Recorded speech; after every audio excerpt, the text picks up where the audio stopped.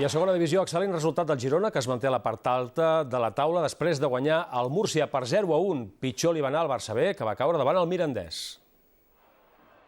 L'equip gironí encadena la 6a setmana consecutiva sense perdre. Aquest gol de Benja Martínez a la segona part, aprofitant l'assistència de Juanlu, va donar-li la victòria al camp del Múrcia. Amb aquesta victòria i després de la derrota de l'Alcorcón a Santander per 2-1, el Girona ja és el segon classificat de segona A amb 24 punts, a l'espera del que faci aquesta tarda l'Almeria al camp del Recreativo de Huelva. I sense tanta sort també va jugar ahir el Barça B, que va perdre l'estadi d'Andova per un contundent 3-0. Les errades defensives dels jugadors d'Eusebio Sacristán van passar-los factura davant d'un Mirandés que va saber aprofitar totes les oportunitats. Miquel Iribas obria el marcador i avantatjava el seu equip a la mitja hora. A la segona part, Díaz Ecerio va sorprendre l'afició amb un doblet que va sentenciar el partit.